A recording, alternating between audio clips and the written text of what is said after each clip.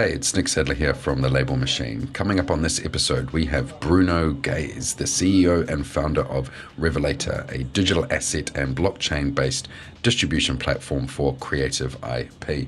I really look forward to this one as both he and I share a passion for Web3 and the exciting opportunities it creates for music artists and creators. We talked about what happens behind the curtain between distributors and platforms such as Spotify and iTunes, how and why artists need to embrace Web3, and some of the ways that artists are using NFTs in innovative ways in 2022. If you're interested in the intersection of Web3 and music, then you'll want to listen to the end on this one. You're listening to the Label Machine series, a podcast to inspire and help indie record labels and artists to build income streams for their music. I'm Nick Sadler, a music entrepreneur that has helped start and run multiple indie record labels. In this series, I'll be speaking with music industry leaders about their experience and the lessons they learned on how they both market and grow their music income. Welcome to the Label Machine series, where we discuss with our guests how artists and record labels and industry folk sell music. Today's guest is Bruno Guez. Bruno is the CEO and founder of Revelator, a digital asset and blockchain-based distribution platform for creative IP. He has an extensive background in the music industry, following on from the last 30 years as creative director of Cirque du Soleil. He was a CEO of Quango Music Group and a board member of Merlin, and most recently has been focused on working with technology to help bring more speed, efficiency, and fairness in artists' remuneration, which is what all artists need these days. Bruno, how are you? Great. Nice to be here, Nick. Thanks for having me. Yeah, that's it's great to have you on the show. We've got a lot of familiarity in Web3, which I can't wait to get into in a little bit. But first of all, when I was doing my background research, I believe you're a recording artist yourself. Is that right? It's a hobby. I mean, I ran a label, so I'm more of a producer. I've always kind of worked with artists and developed artists and produced artists. But doing music for myself, I don't consider myself an artist, even though I make music. And I try not to, I don't promote myself as an artist, even though I do have some songs online. Is the album Love Is Possible? Is that right? Did I That's find? right. That's right. Yeah. Oh, nice. Yeah, I did try finding it in Spotify, but I think it's on Deezer. I never released it. I only put some songs up on SoundCloud. And, I'll have to. some of the songs that are on the album are going to actually be part of a soundtrack to a book I've been writing. I'm kind of keeping the music to be a connect, like the audio part of the book. Oh wow! You know what? Let's just change track, jump straight into that. What are you writing a book about? Life, love, and everything else, right? Oh, nice. It's autobiographical, and I talk a lot about some of the different music culture and heritage that I've been privileged to be a part of for the last 25, 30 years. Working with Chris Blackwell from Island Records, who's the founder of Island and producer of Bob Marley and many, many others. And just about my music career and kind of how I got to where I am and all the music I've been listening to the last 2.5 decades. Wow. I mean, it's great. And that leads on to my first kind of question is like, yeah, do you want to talk about your backstory and, how you got started in the industry to where you are now? Yeah, sure. I was born in France and raised in Los Angeles, in California. Spent 30 years there. Went to UCLA, studied ethnomusicology. I love world music. I love the anthropology and cultural side of music. I started DJing after school, after university. Had a radio show on KCRW for about 7 years in the 90s, from 93 to about 2000. Through the show, I incubated my record label. I was playing a lot of great music that I was discovering on vinyl around the world that didn't have any distribution or any exposure. And I was licensing the music and licensing the recordings and working with the artists and kind of bringing them into the North American market. So the label was signed to Island Records. That's how I met Chris. I was 23 at the time, pretty privileged and fortunate to have that chance. And him liking what I was doing and signing me as a label. to Island. And from there, I started kind of producing records. And that kind of lasted 2.5 decades. Um, I went through the whole period of, we were making vinyl and we were making CDs too, and we were selling them, and we were promoting them through a club that we used to DJ, and host every week on Thursday nights called Bossa Nova. And that was a great scene at the time. And, from the days of Portishead and The Orb and Tricky and Massive Attack and, even Daft Punk, the first time they played in the US, it was at our club, and Really? funny thing is there was an earthquake that night and nobody felt it because the party was booming, that we didn't even realize that the earth was shaking. We thought it was the bass bins, right?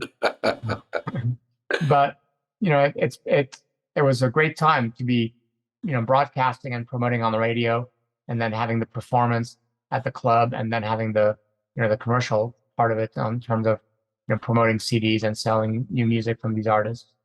So that was a great trifecta, very powerful combination when you get promotion, commerce, and production performance going at the same time. The I watched the space go from analog to digital. Obviously, download. We had a deal with iTunes going back to 2003, so we were pretty early to digital. I learned a lot about the challenges of digital, metadata, supply chain, all those things, and trying to already be solving problems around rights and royalties and payments, and just how do you run a digital business online. And from 2000 to 2010, there were no software, web applications where you could easily run a label or a distribution company and provide transparency, in royalty flows and analytics and to artists, right? So when I moved to Israel in 2010, and after spending, a whole decade already in digital, I was very well versed, and I was already, distanced from my label, and we had 8 people running the label. When you're by yourself now in a different country on the other side of the world, you still have reporting obligations, and you still want to provide transparency to the rights holders. And now this is 12 years ago I'm talking about, right? And so I started developing a web app, initially for my label, just trying to solve my own pain points of how do I process revenue, how do I, show and visualize data, how do I manage rights, how do I do supply chain, how do I offer that, as a portal to the artist I work with, things like that. And that became Revelator really early on. It took me 3 years to build the software, because when you try to put all of the business workflows that a record label goes through, managing catalog, managing rights, managing supply chain, managing reporting and royalty and payments, that's quite a lot. You're trying to replace what 8 people did as a small label into a platform, into a web application, into a software layer. So that took me 3 years to build. I funded it myself. I kind of brought it to market. And then I kind of realized by 2015, it's everybody's problem. This is like every label has the same issue. At that point in time, streaming had really kind of boomed and taken off, and there was so much data. Everyone was screaming, "Where's the transparency? We don't understand where our tracks are performing, and where they're playing, and where I'm making money, and etc." So the platform was, a really good tool for distributors and record labels to do exactly that. We started, having success and finding our way into the customers we were working with, from CD Baby to Wix, and we had API customers, and we had large distributors that wanted to scale up and launch new distribution platforms. And today, the Revelator platform is used by 115, distributor and label clients, which power about 250,000 artists through them. So we work B2B, and we offer B2B2C platforms so that the distributors can interact with the artists. Those are the end users of the platform, even though distributors around the world, from Hong Kong to Indonesia to North America, Canada, US, Colombia, Brazil, Africa, Nigeria, Italy, France, UK, Germany. I mean, they're pretty much in all continents. The platform, works in 25 languages in their local language, so that the artists that use the technology can, monetize their assets, their content, and do all of that stuff in their own language. Pretty nice. And that infrastructure, if you wish, kind of provides the backbone of what we're doing around the Web3 stuff. So at the end of the day, once, my vision for this company was always threefold. First, solve the platform layer, this IP software layer where you manage your music assets and all the royalty flows that are connected to those rights, and provide the rights holders with easy to use tooling and transparency around the money flow and the supply chain and the royalties, etc. So we've been doing that successfully. And the second phase of the strategy was the protocol layer. Let's learn how to tokenize assets. Let's learn how to embed rights in smart contracts. Let's learn how to, make royalty payments as, blockchain transactions along with the reported information. So when you see you got paid, you actually know what you got paid for. That's the protocol, and we've been kind of working on that. The protocols are called original works, and it's all about registering your original work on chain and kind of collecting the money through that. So what we've been doing the last few years is doing a lot of testing with large publishers and societies and record labels around how do you bring Web2 transactions that are off chain traditionally, historically, and how do you kind of bridge that and bring them on chain? That's where we are today, and we're launching the protocol this year. And there are different applications that we built for the protocol that are on top of the protocol. One is a web application, and the other one is a mobile wallet we call the artist wallet, where you can, not just deal with all the royalty flows, but you can create smart contracts, you can create splits with rights holders, you can create NFTs if you want. You can even create a split smart contract as a royalty recipient of the NFT.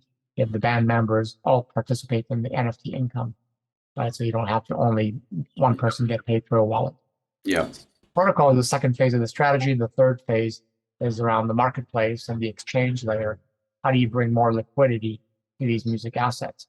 Since we solved the problem already of providing the cash flows into the music asset on the platform side, and we bring that on chain through the protocol layer, then the obvious next step is, can these assets find more liquidity, more lending ability, more DeFi, more credit, more staking, those kind of things, opportunities for interacting with Web3 protocols.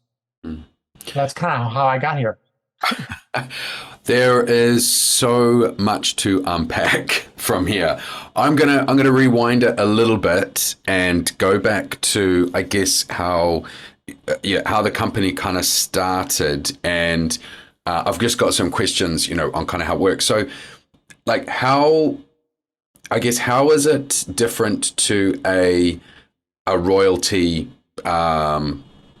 music royalty program in which you, maybe a better way of describing it is from an indie independent record label, right? I am getting all these spreadsheets from my distributor saying, here's all my streams, right?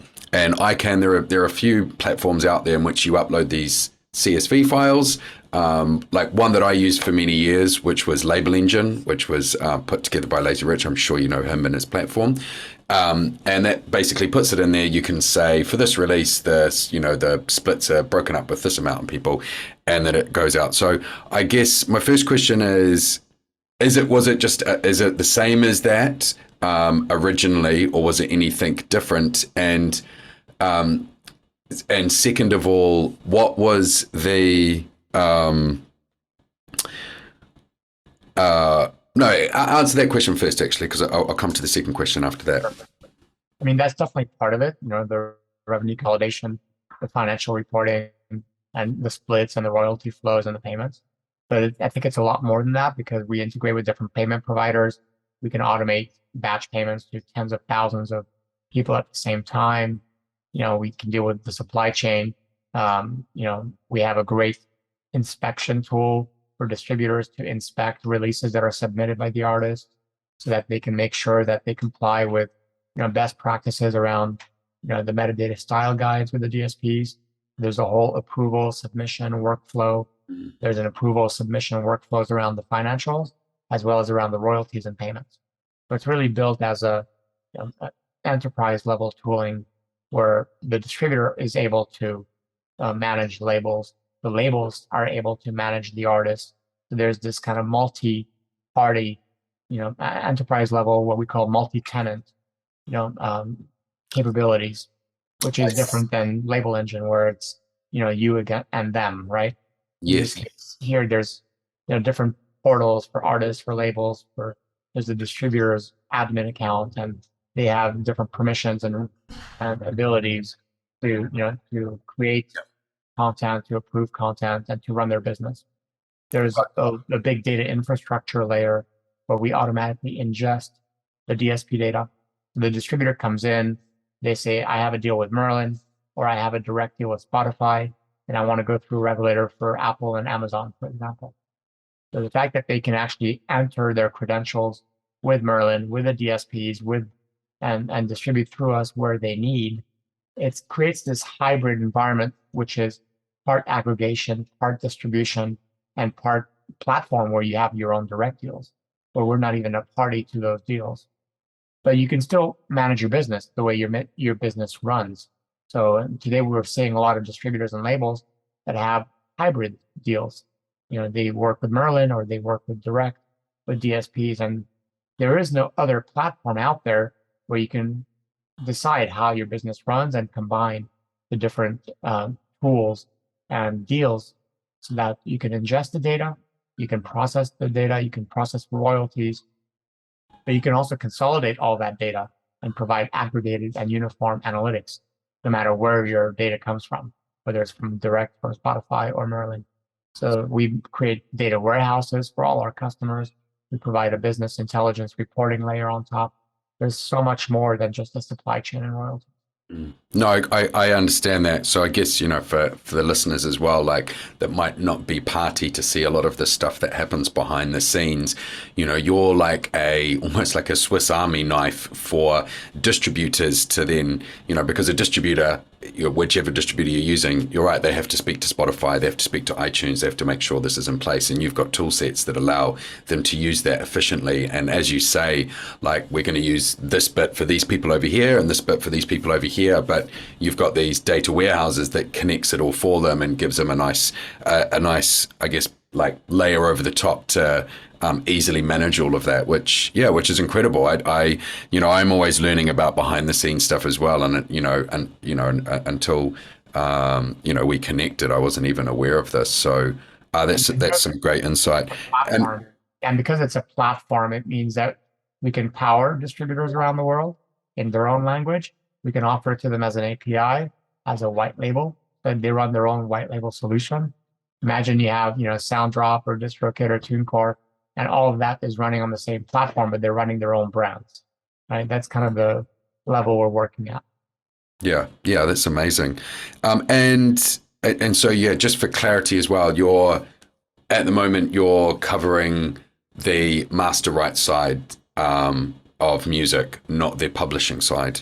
That's correct. And we do have publishing metadata, connected to every sound recording. So we do capture it. Right now, I think over the next 12 months, we'll integrate with probably Unison, who's a great, publishing admin based out of Spain. And we'll try to work with them as the administrator and then provide the CMS and the front end layer. I don't think we want to be a publishing administrator ourselves, but we definitely want to provide the reporting tooling and the royalty tooling around the publishing data. Yeah, awesome. So, I speak to a lot of people at different levels of the industry, and I'd be really interested to hear, like, what is the day in the life of a CEO of an enterprise level music company? Like, what are your sort of main activities as the CEO? So I'm very product and marketing driven CEO. My day starts, talking with our product team in Australia, and then moves to Europe, by 10, 11, 12. And then by, 3, 4, 5 in the afternoon, I'm dealing with, the East Coast and then the West Coast through the evening, right? Until about 8 o'clock at night. So I work usually, 8 to 8. is kind of my time frame. We're a team of 50, broken down half in Israel and half across Europe and Australia and the US. So I, depending on my days, I can have 8 to 10 meetings a day. I'm usually pretty tired after talking for 10 hours, you know. But I think the best days for me are when I don't have so many meetings and I can actually get some work done. I like to work on strategy. I like to work on, product and marketing. So I interact with our product teams quite a lot. I try to kind of share the vision for where the product needs to go and then kind of, look at the different presentations and demos that we have from the product teams and engineering teams on a weekly basis. Wednesdays and Thursdays usually are demo days. So we can kind of see what's going on our Web3 and wallet side, and blockchain tech. And on Thursdays, what's happening on the platform side and the work we're doing.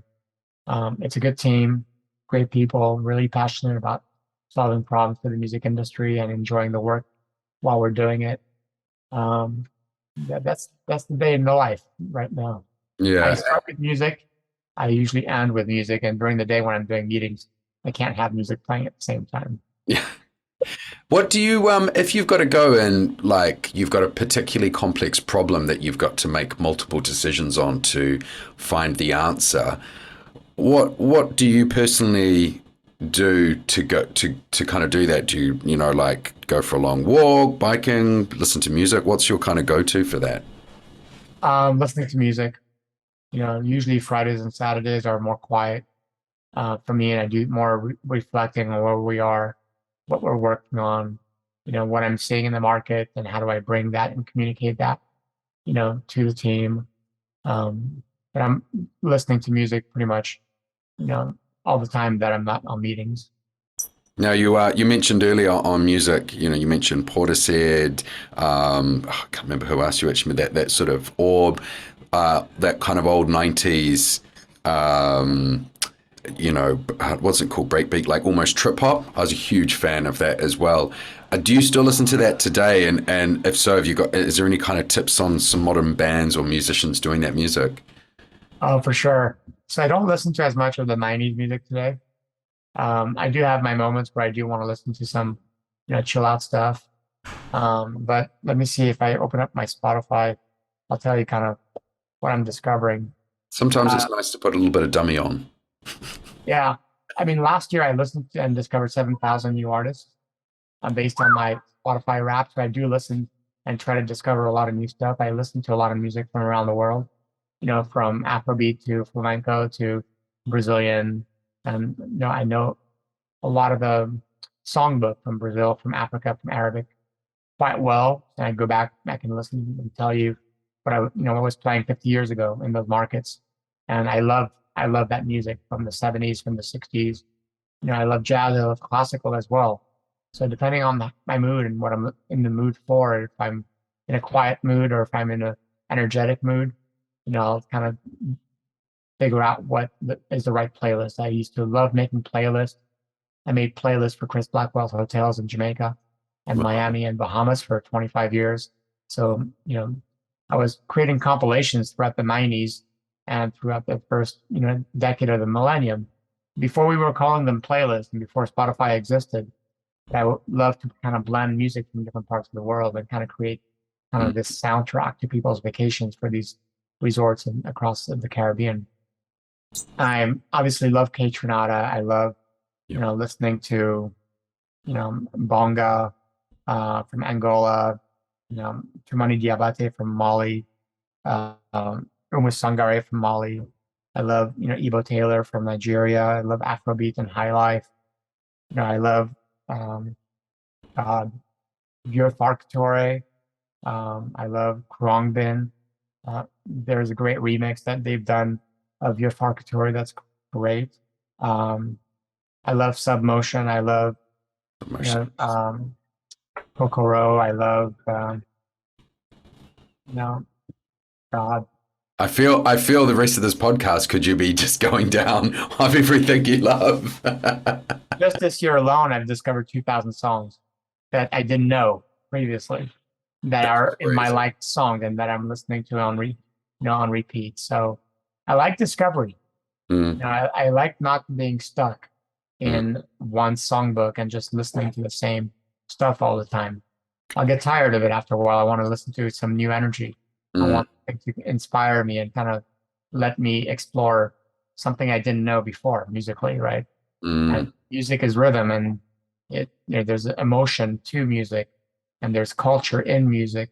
So I mm. like to kind of explore, what the world has to offer, not just what I used to listen to when I lived in America. Yeah, I agree. I'm very much the same. I like discovering new music.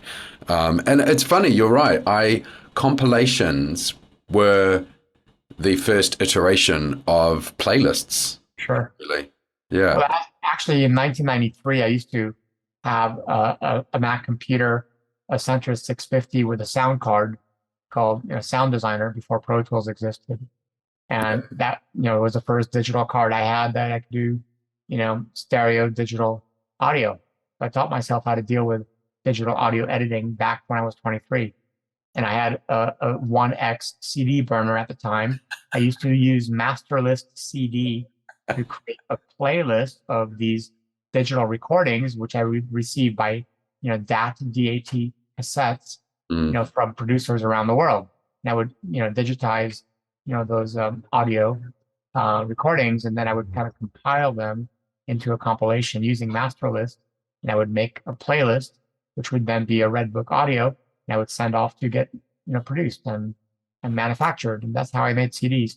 When I met Chris, and at the age of 23, he came into my house and he saw that I had thousands of CDs and vinyl on the floor and this computer in the middle of the room where I was manufacturing CDs. He was like, "This is a great outfit. I love your taste in music, and you're producing records for far less than I'm spending making records."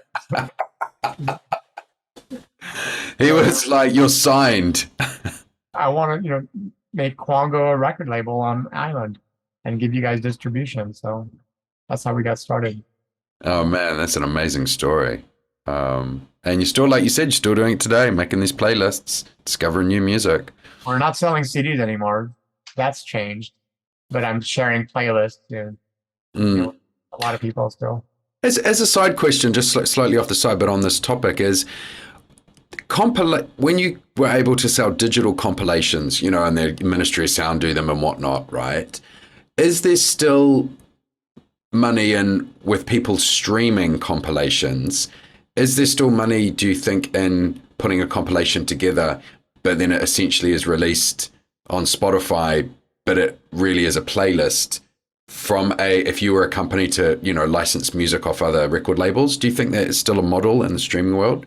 So I don't know about the licensing model as much anymore, but Ministry has a great brand, so they probably still do licensing.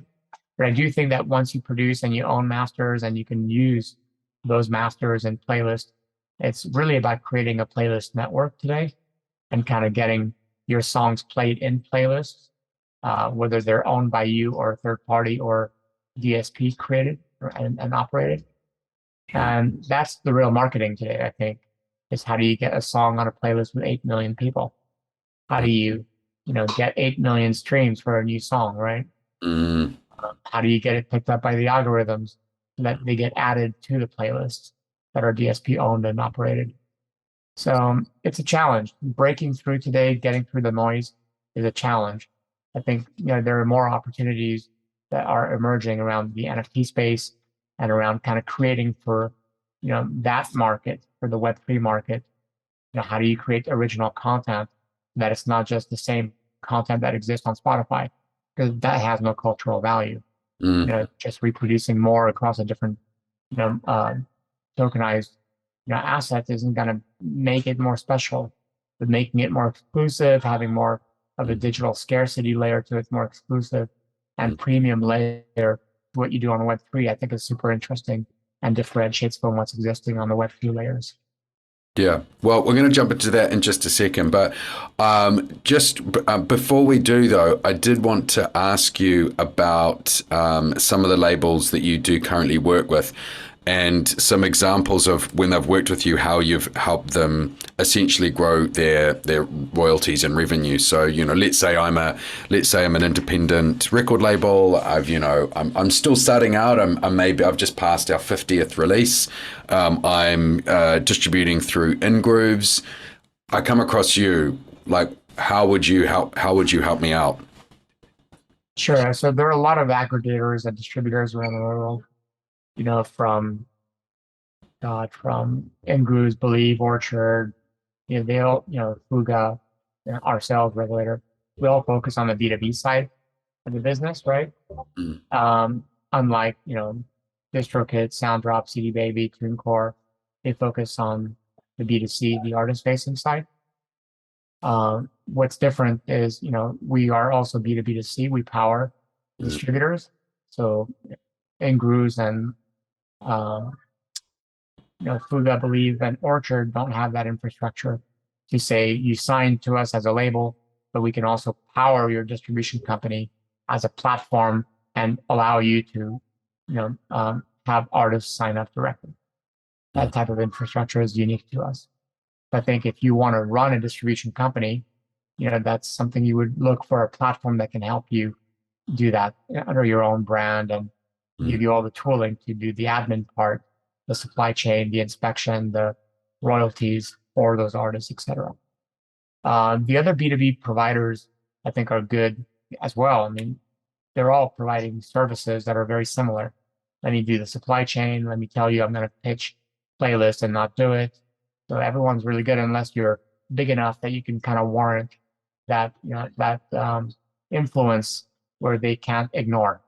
And it's not that they ignore willingly, it's just that they're saturated with hundreds or thousands of companies and they can't pitch everyone, right?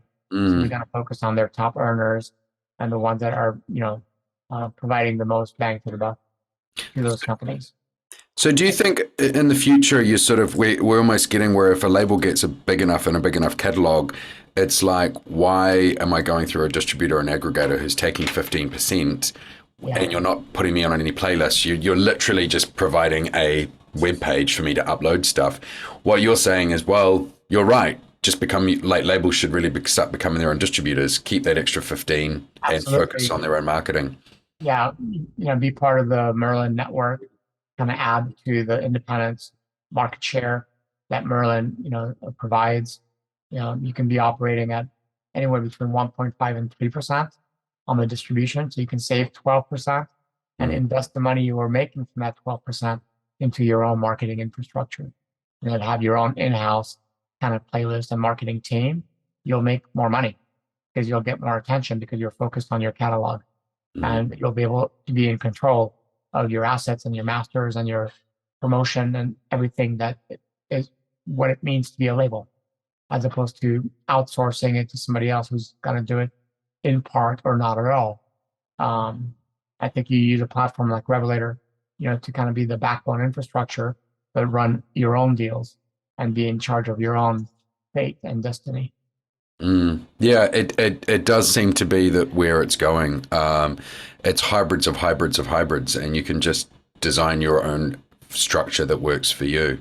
Which I think is really exciting. So and now, of course, we're now introducing Web3 into the mix in the last couple of years. Obviously not right now the best time in the market.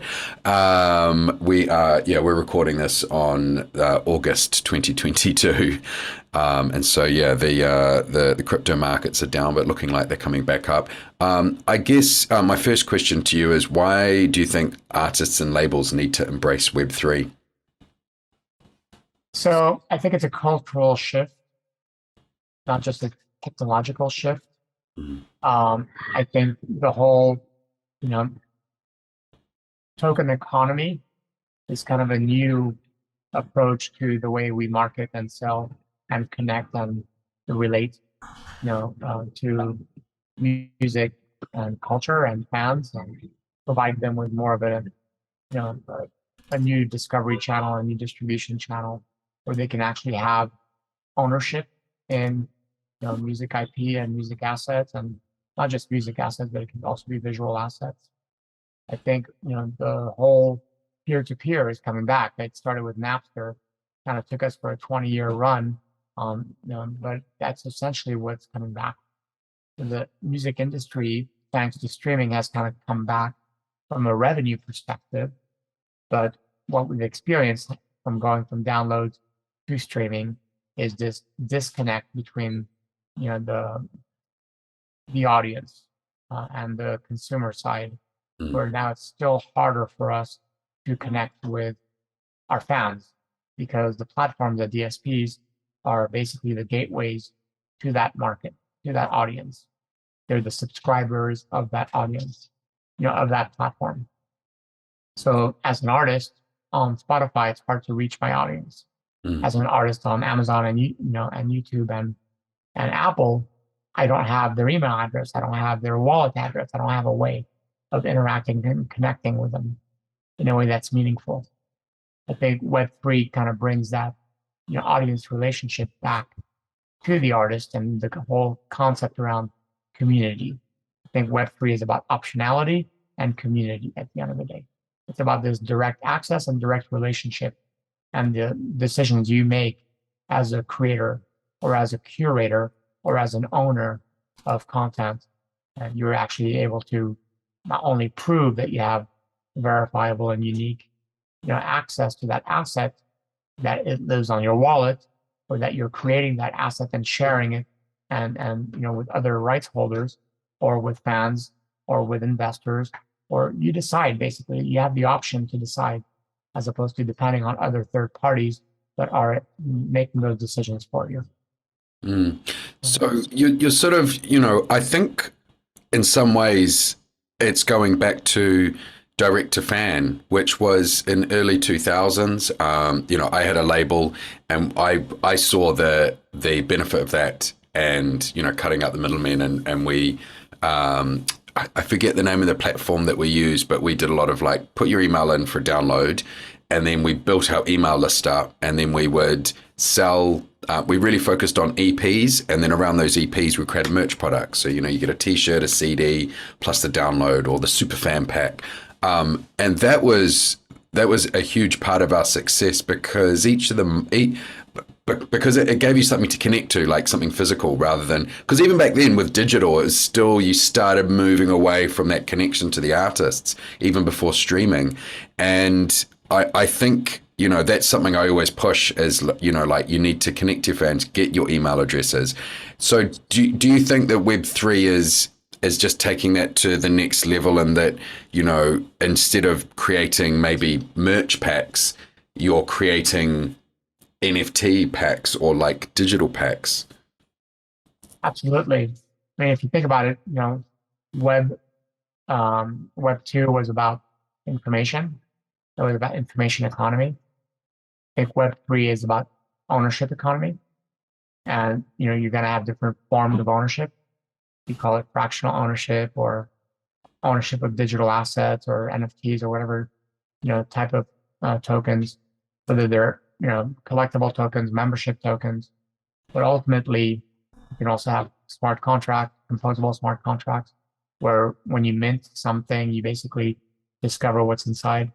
So you can have like this kind of unlock mechanism that gives you access to things that you may or may not know what's inside. It could be a remix, it could be merch packs or digital packs. But at the end of the day, it's about scarcity. It's about creating this unique digital experience. And smart contracts are great composable layers to do that, right? So I do think that this whole open source, technology will lead to more co-creation. And I think of composability as creation. If I have a smart contract you interact with and you do your own thing with it and you create a derivative product, you basically co-created with me on this original composable asset. So for sure, this kind of exclusive premium content vault that unlock access to exclusive stuff is what's exciting to me, at least on the utility side of the tokens. Yeah, we're seeing the same thing in the film world as well. I've got a crowdfunding platform for filmmakers on the blockchain, and what we're seeing is people creating characters that you can own, and you get the rights to then put those characters in another film, and then they become like a co-creator, which is I think it's allowing people to really think outside the box. Going back to some of those, what I wanted to ask you is, I'm new to this whole Web3 world. I've heard about NFTs. I want to create some digital products in this world. What are some, like you mentioned earlier about having a NFT you open up and there's something inside. What are some other great examples of these digital assets or NFTs that you've seen working for artists so far? Are you familiar with Songcamp and Chaos, where you have 77 different musicians kind of co-creating and creating these digital packs? What are they called? What was that called? You look at Songcamp. Songcamp, yeah. Look at the project Chaos that came out of that. It's a great community of different types of creators: musicians, visual artists, developers, engineers, label owners, that are all kind of collaborating around kind of creating unique, music that are, packaged as NFTs and different products that can be, minted, and you can still purchase the pack, and you can not open it, and kind of, you could just open it and see what's inside or not. You can decide to just hold it. It's really kind of gamifying the experience. Yeah, digital scarcity. I think they're great. I really like what they're doing. There's, I'm tracking more than 50 different projects. So, there's people sitting on the, royalty investment side, which I think is a great use case. And I do believe in that model, but I don't believe the market, the regulatory environment is quite there yet. So I think there's still some risks around that. I see, a ton of projects around collectibles, and just kind of selling stuff. I do think that, obviously in this market, the value of those, NFTs are going to come down from $600,000 for a JPEG to, $2. And I think NFT should be, collectible should be inexpensive and accessible to more people. And then I see a lot of projects around utility, whether it's membership and access and vaults and different things like that. So I do like what's going on in the experimentation, the innovation layer that's happening right now. We're still very, very early in this cycle. We're a year or two in terms of the music NFTs, and it's still very early. Imagine that, we were talking about 1999 or 2000 from Web2 perspective, right? From social media's perspective, that would have been very early, and that lasted 20 years or so, right? We're in that same cycle right now. Yeah, I agree. It's a very exciting time.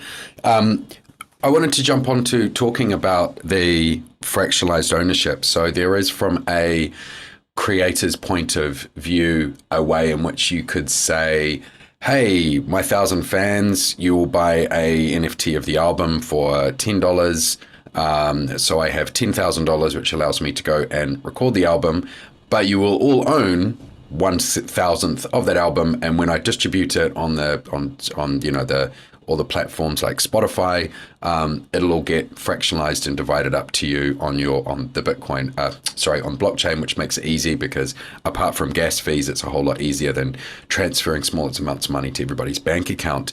Now, what is the only problem with that is that the SEC and the FCA, I'm getting a little bit kind of like technical on this, but I think you'd have some really good insight on here, in that if it is a asset class that earns you royalties, you have to be a high net worth individual. So you have to be what's it called? Investor.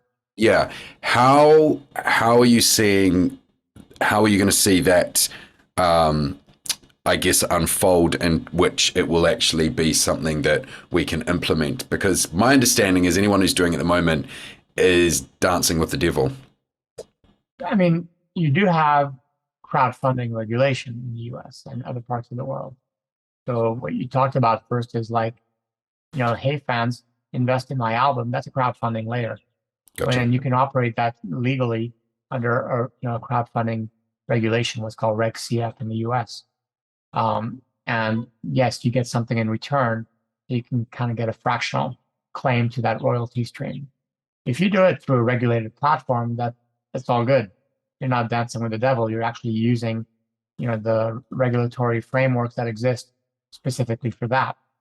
If you're saying, So that already exists. You can do fractionalized ownership of music royalties. you can, there's Reg A, there's Reg A plus, there's a company called Songvest, there's in the, visual arts, there's a company called Masterworks, where you can buy a fraction of a Picasso or Basquiat. So there are regulatory frameworks for that in the US. What's called Reg A, Reg A plus, Reg CF. There's even Reg D for accredited investors. Reg A and Reg A plus are more for retail investors, for the mom and pops of the world that just want to invest in something that are not high net worth individuals. So that exists. What doesn't exist is the tokenized securities, right?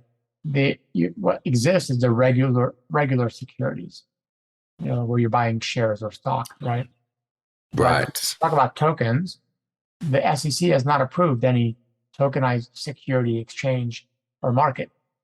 So when you have a company like Royal or Oculus or Yes. others that are basically doing, NFT tokens with claims on royalties, now they're dancing with the devil because ultimately the SEC is saying you're selling unregistered securities as tokens.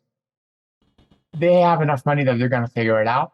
We've got, I'm sure, the best lawyers that $77 million fundraise can afford, and they'll create the regulatory framework, for that. So they'll have a way to, tell the SEC that this is what we're doing, and we're not liable, and we're not the platform, and we're not the ones doing X, Y, Z. And they'll figure out how to skirt around the issue. And the SEC at some point will have to take a stand as to what they see as, selling unregistered securities, or okay, right? You can do it, but up to a value of $1,000 or something like that.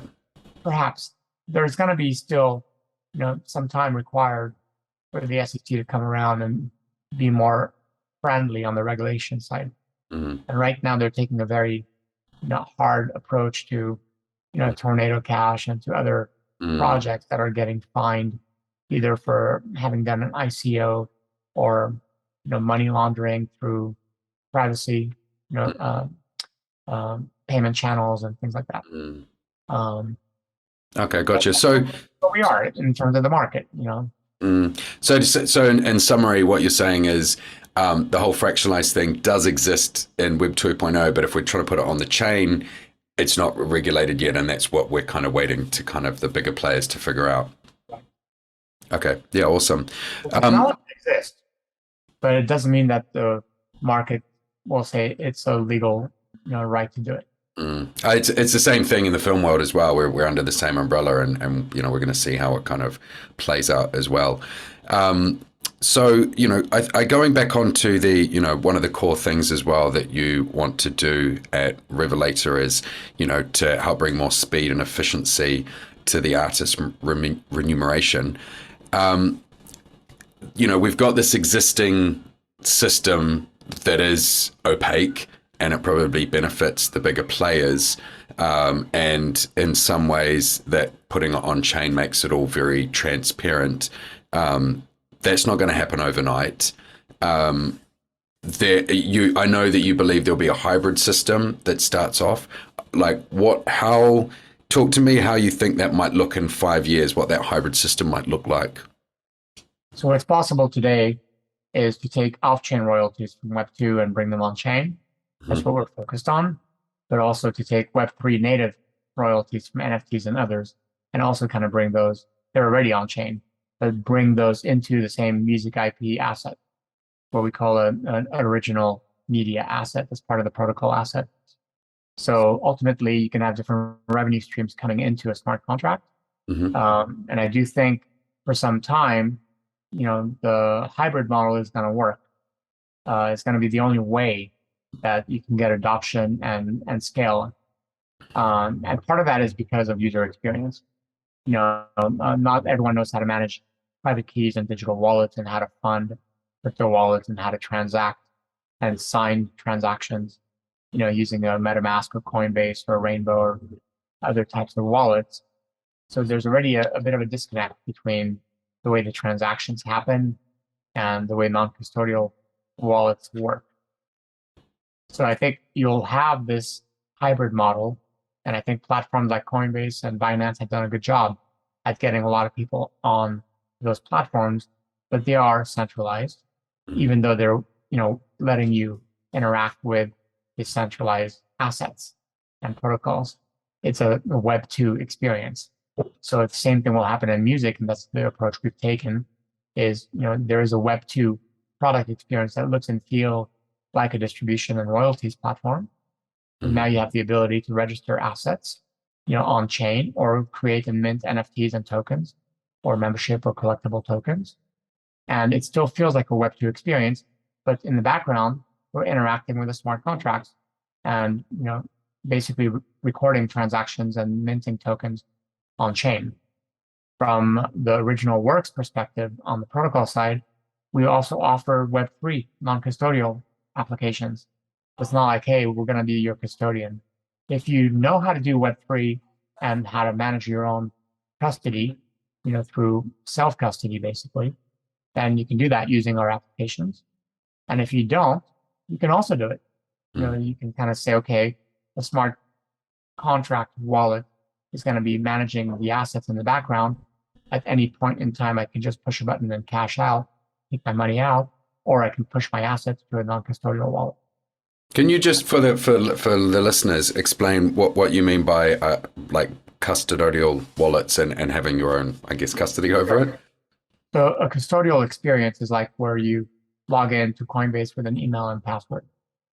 Coinbase is managing your account, right? And you put money in and you buy and sell and trade assets, but they're still your custodian of those assets. You're not using a wallet to authenticate and log in, and where the assets are held on your phone in your wallet. In this case, when you buy Bitcoin or Ethereum, Coinbase is facilitating the transaction as the exchange, and they're holding those assets under your name connected to your email and password. That's custody. Gotcha. It's not your custody. They're the custodian. Yeah. The difference with MetaMask or a Web3 wallet, or even the artist wallet that we've made, is when you register an asset and you fractionalize ownership. Let's say you and I are co-creators and we each hold 50% of the tokens. Then in our wallet, in our phone, we're actually holding those tokens. There's no one. Revelator is not in between you and me. So if you lose your phone and you lose your wallet, you lose your tokens. Right? We always say your keys, your crypto. So that's non-custodial. You got to be responsible to know how to manage your self-custody of your own assets. There is no email and password. No one can recover your account. It's like if you lose your wallet and it's got a bunch of cash in it, you can't just log on somewhere and it will reappear for you in reality. You've lost it for good. I believe Web3 is about optionality. So you should provide applications where people have the option to either do self-custody or interact with Web3 without even knowing anything about it. And that's custody. Okay, yeah, gotcha. There was something else I wanted to kind of unpack around this. There's just so much. There's so much to kind of cover off on all of this as well. I guess, where did I want to go back to was, so I guess what you want to be doing in the future with this hybrid system is you guys are going to create the hybrid system in a way. So because you're on this enterprise level, you'll be able to take the streaming data from Spotify and then incorporate it into these data warehouses. But then these data warehouses will also be able to say, oh, and I've also got this, I've created this NFT over here and it's worth this much. And that comes in and then that has that value. And then you'll have that layer that sits over the top for the end user, like whether it be the label, the artist, that all has interconnected. Is that sort of the vision? So it's true. Let me unpack that a bit more. Because it's a platform, any distributor or label can run the same process as we do. When an artist uploads a song they can mint an NFT. Once they distribute that song, that NFT becomes a smart contract address. So when the royalties flow back from Spotify, we make the payment to the smart contract address, which may be you and me, for example, doing 50-50. So we get the split of the money directly to our wallets automatically. So we've already kind of created this on-ramp and this bridge to allow, creators or labels or distributors to create digital assets, basically what we call tokenization. We tokenize that music asset into tokens. We kind of transfer them on chain and they become tokens. And then, you hold 50% of the token supply, I hold 50%. Revelator sees a smart contract address as opposed to saying, for this song, I need to pay Nick and Bruno to their PayPal address. Now they're paying it to the smart contract address and Nick and Bruno get paid automatically. Right? Things like that. Gotcha. Okay, so we're kind of, goodness me, we've got like about 5 minutes left. That went so quickly. I'm gonna just try and quickly ask some sort of like industry trend questions at the moment. You're very, especially you're actually probably the best person that I've ever had on the show to ask about these. So everyone's always interested in royalties, record sales. Where, in your opinion, are you finding most of the royalties are coming from in 2022 from the different major platforms like Spotify, Apple Music, Amazon, Tidal, etc.? So obviously, Spotify and Apple and YouTube are still kind of the dominant platforms, and not everyone provides the best revenue per stream. Apple does a great job. Spotify does a good job. YouTube does not as good of a job, but the scale is so much bigger. So you still make a lot of money on YouTube, even though you get paid less per stream. And we see, some platforms still paying about the same year after year. Some platforms paying less and less, but their volumes are just growing so that you don't actually feel it, even though you're making less per stream. I do think that, vinyl obviously has a resurgence. So people still like to hold and touch and feel something. There's a certain cultural element to physical, and vinyl where you could kind of read the lyrics and you have a record cover that's beautiful, that's 12 by 12, and you might have liner notes and exactly. So I do think that NFTs can also unlock this on-chain, off-chain, and physical to digital reality, or they can also be concert tickets, or you can actually, get, it might be a QR code inside a vinyl that gives you access to a digital experience, things like that. So I do think we'll see more and more of those types of hybrid experiences. Yeah, I love the whole QR code, and it goes to a secret website. It's all Web 2.0, but like people love that kind of stuff. You can have the wallet that unlocks the vault, and that vault gives you access to stuff that's not available publicly. Yeah, I completely agree. And, an artist as well, they need to be thinking about when they do write music, it doesn't all have to go and be released on Spotify. Hold some of that stuff back. There's huge value in that.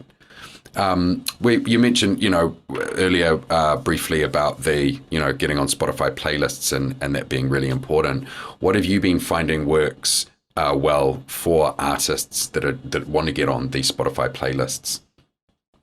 So the reality is you got to do some of that traction yourself. You got to kind of create the audience and the followers before, the algorithms pick up on you, right? You could also do some promotion and stuff like that and promote to the editorial teams and curators and influencers. Try to kind of get on some playlists that already have, tens of thousands, hundreds of thousands listeners before the algorithms start to say, hey, this is kind of rising and stuff like that. It's not easy. Building an audience is not easy. And that's where you want to work with a team. I don't believe that labels are just going to go away because artists can distribute themselves. Labels are curators of communities, and they tap into specific communities, whether it's metal or hip hop or country or whatever it is. Yeah, that's your team. You need to have a team behind you at the end of the day.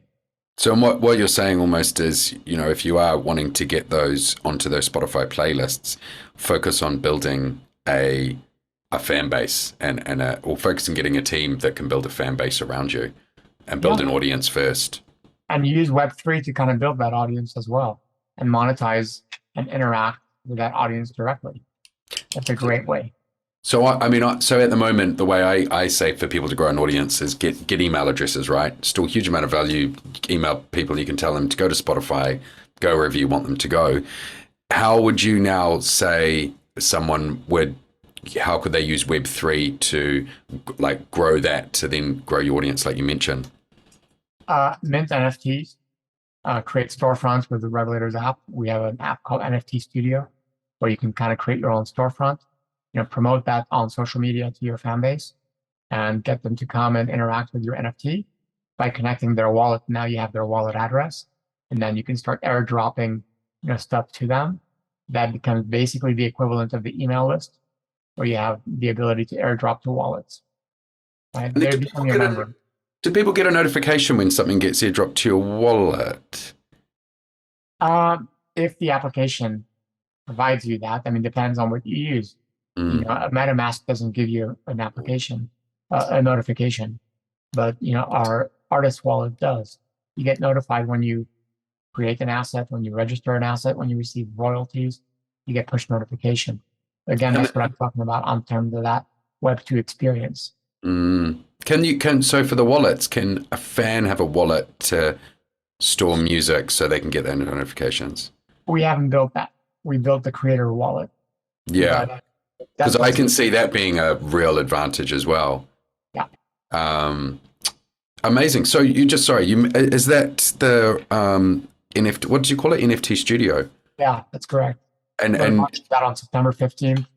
And any creator can kind of create and mint and create storefronts and sell direct to their fan base, whether they're buying with a Web3 crypto wallet, crypto payment, or with a credit card. Where we're partnering with payment gateways to power also Web2 experiences on the checkout, so that even my mother can kind of purchase an NFT even if she doesn't have a wallet. That's amazing. That's a key part for on-ramping artists. What protocol are you building this on? So Original Works is built as a multi-chain protocol. Yeah. So it operates across any EVM chains. The NFT stuff is on Polygon, but we also support Binance as well as Ethereum. We'll be adding more chains like Flow and Solana. Yeah. Are the first two non-EVM chains to be added. And we're working on that for the rest of the year. Awesome. So September the 15th, I'll do a little email out for that as well. Maybe we can try and put this show out on the day as well to kind of help promote it. And awesome. I'm glad to hear that it's on Polygon. That's what we built our platform on as well. I think it's a great community over there as well. Thank you so much for your time. I absolutely love this. I think, we've got so many shared interests, which makes it a really fun conversation. Very quickly, if people want to kind of find out, more about you or follow what you're doing, or Revelator, where can they go? What's the addresses? Revelator.com is a good place to start. And obviously, Twitter, Get Revelator is a handle. And I'm just, at Bruno Guez is my handle on Twitter as well. Awesome. Well, thank you again for being here. I had so much fun. And cheers. Awesome, Nick. Thanks for having me.